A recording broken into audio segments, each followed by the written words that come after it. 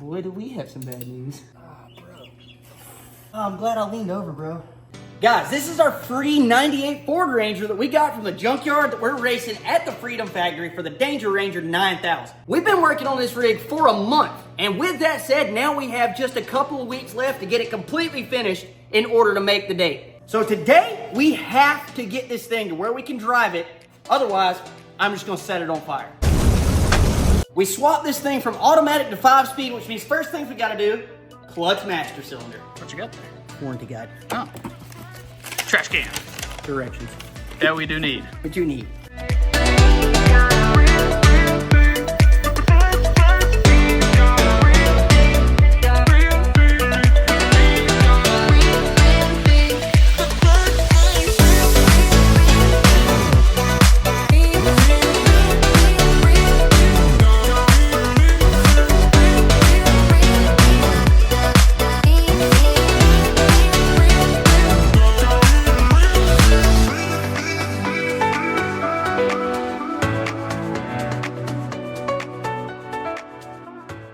Well, been a few days and we had some issues. We did have some issues. Evidently, the new master cylinder we had and the transmission line for some reason didn't want to jive, so we were just pouring fluid everywhere.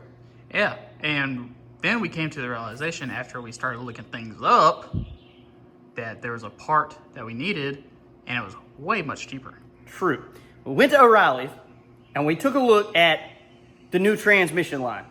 The transmission line alone was like $200. Yeah. So then they were like, hey, we have a whole assembly that comes with a new master cylinder, new line, it's pre-bled and pre-filled. That's $250. So I was like, okay, hold up. We took a look at the good old eBay and we found this rig. It comes with a new linkage, new master cylinder, new reservoir, and new line. $35. Free shipping. O'Reilly's is trying to chip us. Brother, that's a no-brainer. So I spent the good old $35 because, you know, we balling on a budget around here and we trying to build a race car in record time, and I don't make money in record time, unfortunately. Yeah. So we needed to not spend a whole bunch of money. So we went with the good old $35 rig, and I think it's gonna be just fine, dog. Yeah, so all we just need to do is link that up, put that on the clutch pedal, and figure out where to mount that. That's right. Just mount this to the old firewall. And good thing is, too, this came with the quick release that we didn't have on the other one, the one that was broke. Yeah, the one where we had to makeshift the part. That's right. So we're just gonna snap this in the transmission, hook this to the pedal, and I think we're gonna have a clutch. I think it should work. Should. We got a clutch master cylinder. Yeah, that was more of a pain than we thought it was. We ended up having to do a little bit of modification. The one we ordered, the square that goes into the bracket in there was just a little bit bigger. So we got it. It's in there, all working. I think we start to test it. The clutch feels a little... It's a little loose, ain't?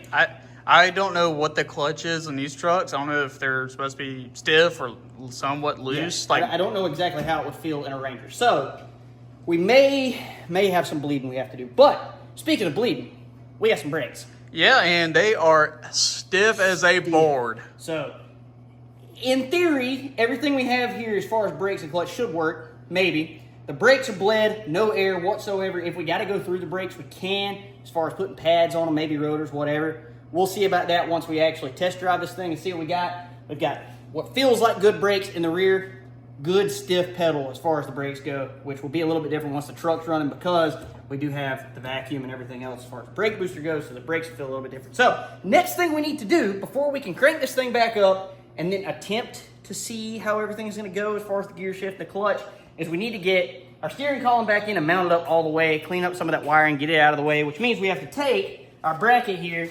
I just cut this off before because I didn't realize inside the dash in the 98 truck, they just fiberglassed everything, and this right here was the steering column mount, but also the AC vents. So I need to get this cleaned up some because it is steel inside, which you can see if you look right there. We got a good steel plate there. That's where the steering column mounts and how it mounts to the firewall. And then up here, this is metal also. So I think what I'm gonna do is just take something and kind of cut this seam because it's glued right along there. So I'll cut this seam. We'll try to bust this apart. That way we can do away with all this fiberglass because it's thick fiberglass and pretty heavy. So we'll get rid of all that, and that way we can still bolt it in place. We can weld in another brace as far as our steering column goes, because there's nothing supporting it on this side. It's just here and here, so we want something over here. But I can put a piece of plate in there, weld it, and then our steering column's not going to go anywhere. So we're going to go ahead, get this thing busted up, get the steering column in there, and hopefully here in just a few minutes we're throwing the front wheels back on this thing, and we'll see if it'll drive.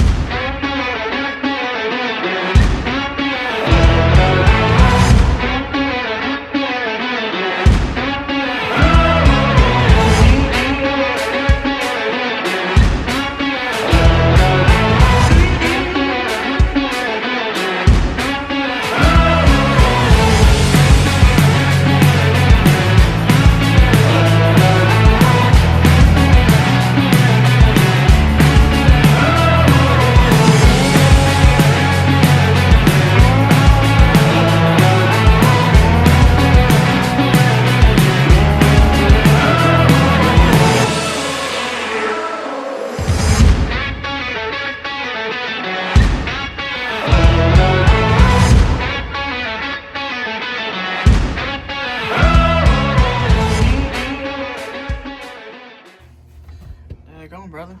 Didn't know we had a rat's nest in here. No, dog. None of this stuff has to stay.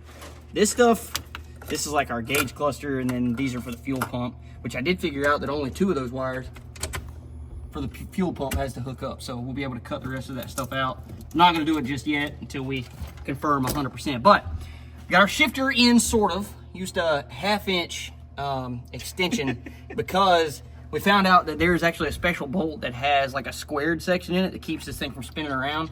So that'll work to at least be able to jack up the rear end and figure out if this clutch is gonna work. But aside from that, I mean, we can order the bolt and get it here. Aside from that, I mean, this thing is pretty much ready to throw the front wheels on and test it, see if it'll drive. Oh, I think the best thing we should do is probably jack up the rear end and at least see if it'll go into gear. Yeah, absolutely. We'll jack up the rear end, check out the gears, and then, I don't know, maybe we'll try to take it around the yard and test the brakes. Moment of truth here in just about a few seconds. Moment of truth. One thing I do have to do, I do need to run a wire probably directly from the ignition? Yeah, to the starter, because for some reason it's not working up here. But, you know what? In the meantime, we'll just do it this way.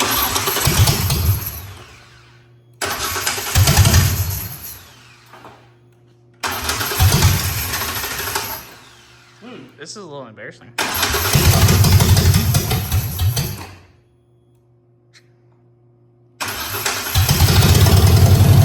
There it goes.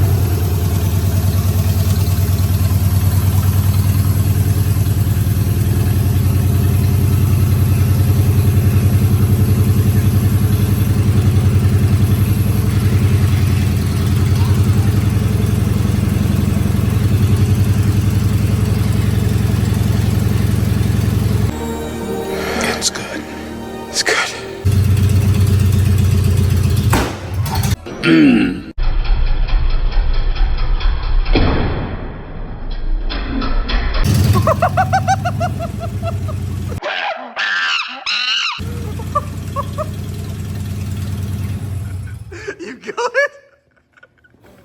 You good? Oh. You know, we should have probably disconnected that. It is unplugged. You straight? Oh. Yeah, I bet that hurt. Oh, I'm glad I leaned over, bro. Yeah, because that would have been the face. Oh, dude. Oh, that hurt. Yeah.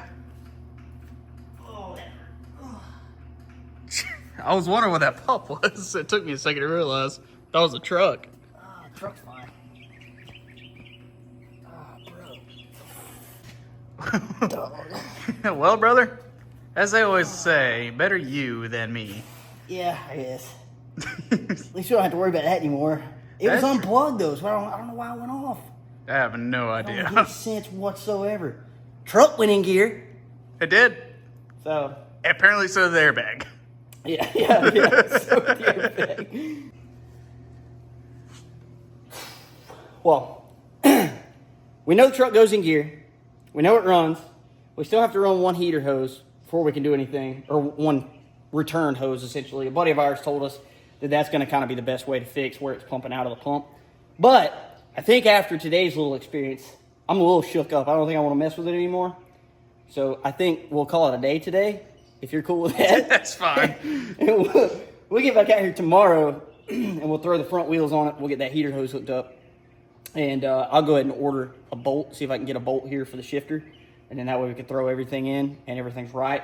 And then we'll try to maybe take this thing for a drive after that. And if so, we can go and take it to our buddy to get the cage put in if it's here. Yes. Chris did order a roll cage kit, a prefabbed kit to his shop, just to kind of save us some time so we don't have to worry about bending pipe or anything like that. So we can just stick it in, weld it all up.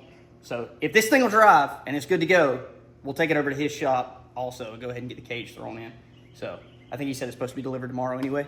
So we'll go ahead, call it a day today, go lick my wounds, and we'll get back out here tomorrow and hopefully drive this thing. Well, it's a new day. You seem to be okay today. I am alive. Barely, but I am alive. This thing tried to take me out. Almost succeeded, but it didn't. So there's that. But it's the next day, and we had a nice little surprise today. We got some goodies. Don't mind the one off-color one. Yeah. Hey, look, man. So I went on and found just the cheapest option for these. This one was cheaper than the rest of them, and it was the only one they had. So I ordered that one, then ordered the other three. Yeah, we're going to be stripping those down, powder Yep, coating them. they're all going to be one color, stripping them down, changing the color. I think you guys are going to like that. I can't remember if I posted the rendering or not. But those are going to be bright colored. They're going to be cool. We'll be doing that next week. So you guys are really going to like that, I think. But it's time for us to get back on this rig, which means we found out it goes in gear before it tried to off me, you know what I mean? So we found out that it'll go in gear. So now we need to put some front wheels on this rig, take it outside, and see if we can drive it around the shop.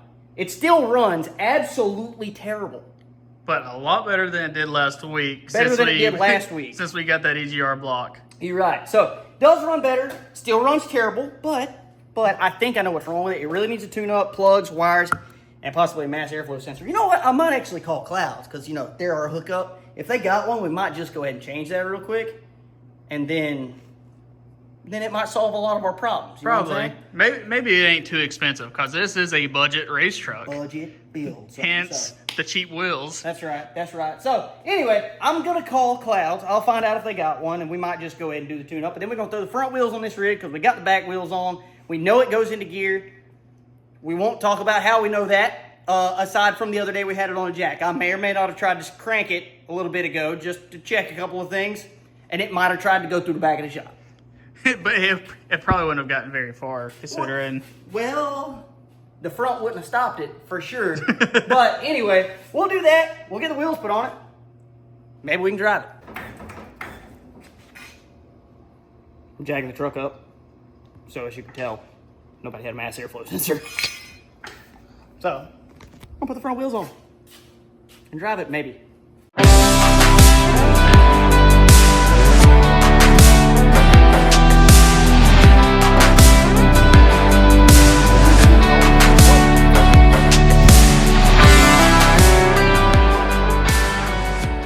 Oh, you ready? Maybe. There ain't no more airbags. Ain't no more airbags to hurt you. They're all gone. So we're gonna back this thing out, put a little more water in the radiator because we have not made that little connection yet. We still got to find all the little bits and pieces to be able to make that happen. But front wheels are on, rear wheels are on. They got air in them. For now. For now, I mean, I can't think of anything else that needs to be done. I tried to clean the mass airflow sensor. That didn't make a difference. I called O'Reilly's and it was $95 for just the sensor, not a new aluminum housing. Amazon had that joker for $37, and I had some rewards points, so I got it for like 12. So it's on the way. It'll be here in a couple days, so it'll have a brand new mass airflow sensor. I also did a little research, and the airflow sensor that's in it might not be compatible with the PCM because the airflow sensor that's in it is from a 05, I think, and the PCM is a 96. So that may be creating some issues and part of the reason that our throttle is so lazy and we're still getting a backfire. So I've got one coming for a 96 truck. So we'll get that replaced when it gets here. So that should be fine. And then between that, new plugs, new wires, we should be okay. Should be. Should be. But I'm gonna get in this thing, crank it up. We'll see if it'll back out. starter.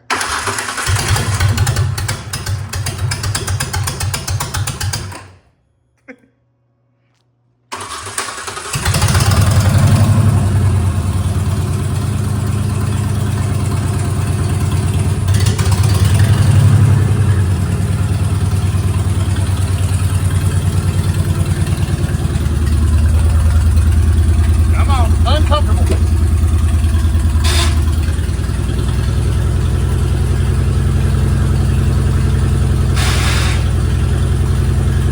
I don't think the clutch is working now.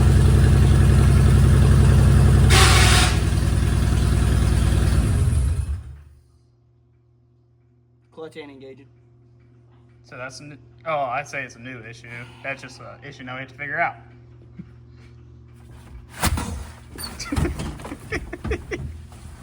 So what you think, pal? What you think? I think we've got an error in the slave cylinder issue. I think that's what we got. So I need to do some research on how to bleed it, and then we'll bleed it, and we'll try it again. I knew that clutch felt soft. I knew it definitely felt. Yeah. I feel like there should be more than that. So, But we've never driven a standard Ranger, so No. we wouldn't know. So I think that is probably my problem. So I'm gonna look up how to actually bleed one of these because I've never done it. We'll bleed the slave cylinder because I know the master cylinder's bled. Bleed the slave cylinder, get the air out of that, and then we should hopefully be okay. Hopefully. Hopefully. Hopefully we put the whole clutch assembly together right when we put it together. Oh, that from the pedal to where it plugs into the transmission, it's fine. What's going on inside the transmission? That's a whole different issue. But I think it's probably just air in the slave cylinder. So we'll get that bled, get that taken care of, and I think that'll fix it. Maybe, probably. Why are you undoing the transmission bolts? Boy, do we have some bad news. Tried to bleed the clutch slave cylinder, and the bleeder broke off. We can't get to it. So the only thing to do is drop the transmission and try to get the bleeder out, and then put a new one in it, and hope for the best.